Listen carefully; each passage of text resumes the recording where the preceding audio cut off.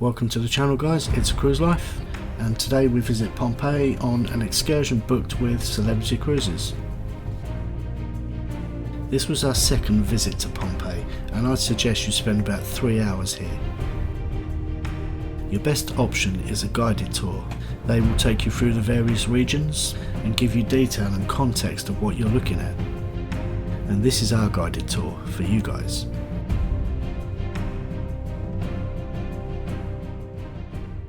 Morning everyone, so we've just arrived in Pompeii. It took us about half an hour to get here from the cruise pole, so nice and quick. We're on a guided tour with Celebrity today, so we're going to be doing how many hours here roughly? A couple of hours here, then we're off to Sorrento. Yeah, so hopefully we're going to have a really good day. He's just given us our little audio headset. And apparently we're going to get some like 3D glasses. 3D glasses, yeah. Right? So we can see the reconstruction of the city. Yeah, and he's given us a bottle of water as well. So yeah, looking forward to it, aren't we? It should be a really good day. So Pompeii for a few hours, then off to Sorrento for a bit of lunch and explore Sorrento. Bit of shopping and check it out, yeah. A bit of shopping, sounds good. Okay, catch you later. This is the courtyard where the gladiators would train, and the buildings leading onto the courtyard would be their accommodation. Typically 2 or 3 gladiators would share. You'll notice that they've rebuilt the roof on one side of the courtyard. This was the first of several points where we could put on the 3D glasses. They would show us what the city used to look like before the eruption of Mount Vesuvius.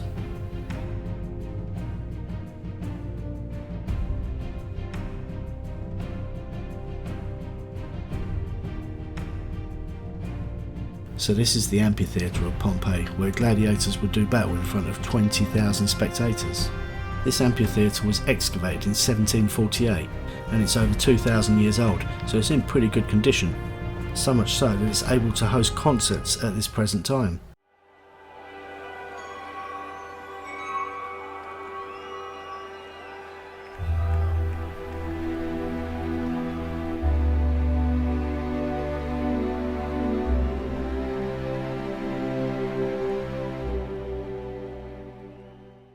Here's a few interesting facts about Pompeii.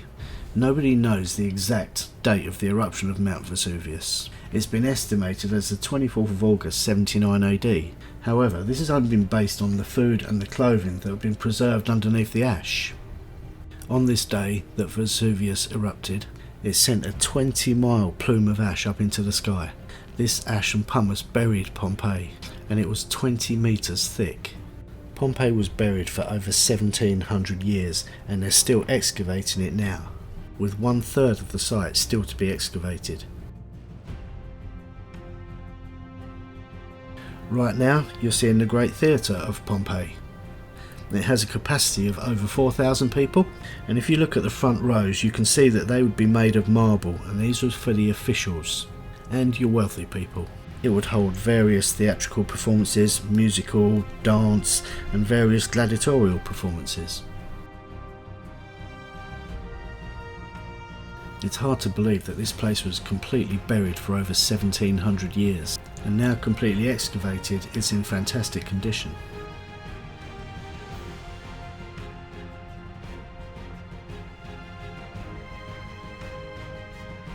There's a couple of points to mention here.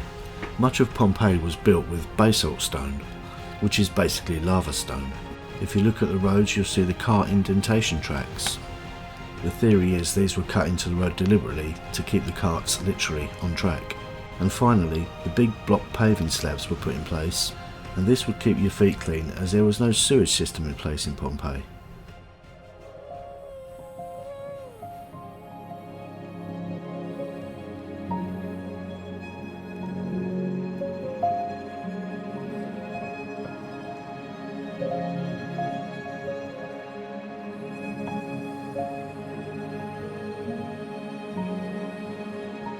So we're now entering a typical house.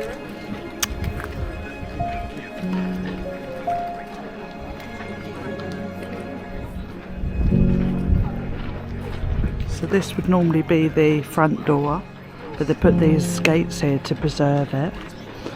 So we're going to use the side door. The the tradesman's entrance.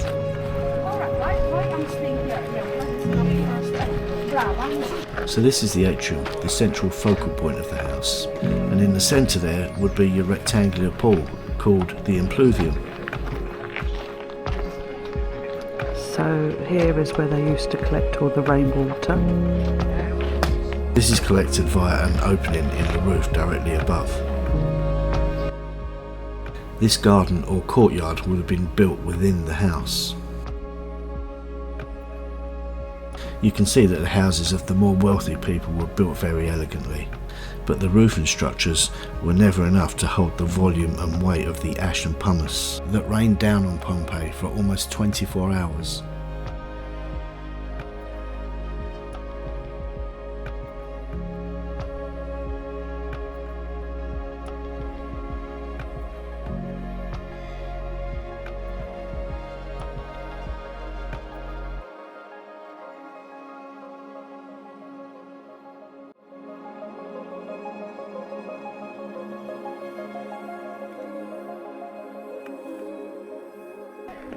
Here's another little area, sort of in the outdoor courtyard where they collect the water.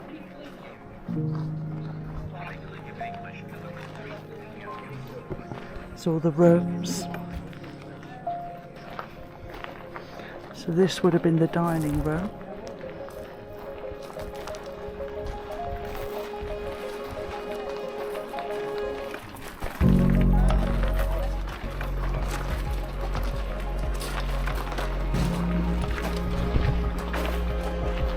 This would have been a bedroom.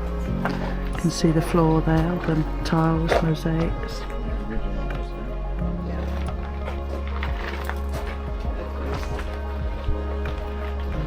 All really well preserved.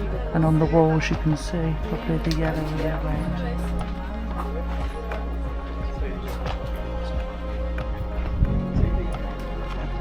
Here's another house we visited, and you can see how well preserved it is. And let's not forget, this was buried in about 20 metres of ash.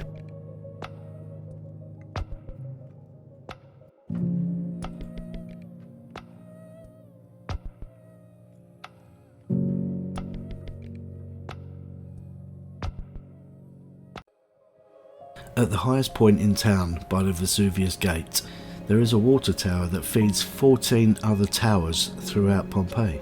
These towers would serve public fountains, bath and private customers. And here is one of those typical water towers.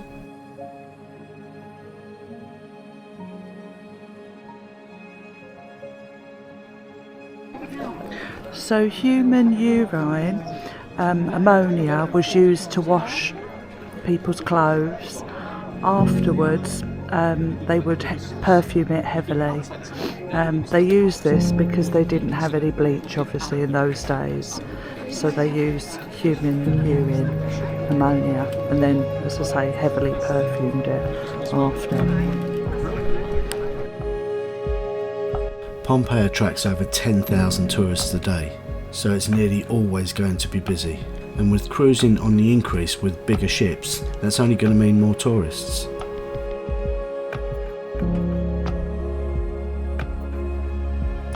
So, let's move on to the town square.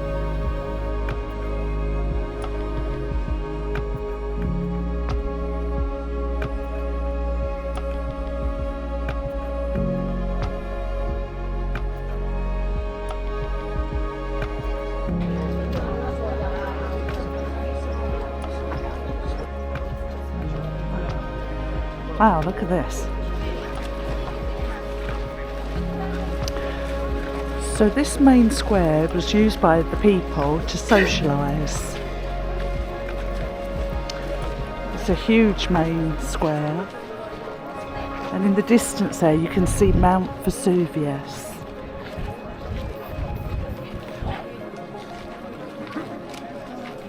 It's Pete. Hello, Pete. That building opposite was the magistrates building. And this building right in front of me now, this was the courthouse. It's been widely assumed that most of the victims of Pompeii were suffocated by the volcanic ash and gas, but recent studies suggest they've died instantly from extreme heat. Vesuvius towers over Pompeii, but it's actually 10 kilometres away. Volcanologists have concluded there were 6 pyroclastic surges, and Pompeii was on the edge of the pyroclastic flow's reach, and it was the 4th surge that hit Pompeii. With Pompeii on the edge of the flow's reach, it meant the 4th surge was actually too weak to wreck the buildings. However, temperatures rose up to 300 degrees Celsius, and that was enough to kill hundreds of people in a fraction of a second. In front of me is the ruins of Venus. Not much left. She was there to protect this city. Obviously she didn't do a very good job. So we walk past the sanctuary of Venus on the left and head towards the Pompeii Museum.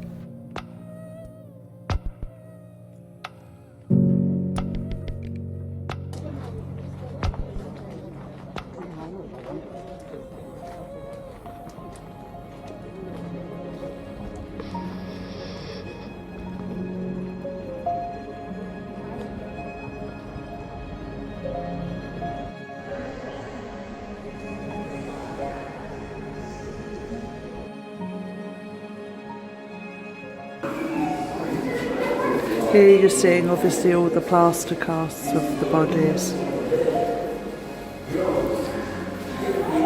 It wasn't just human life that Vesuvius took. You expect to see human remains, but we were shocked and saddened to see those of the animals.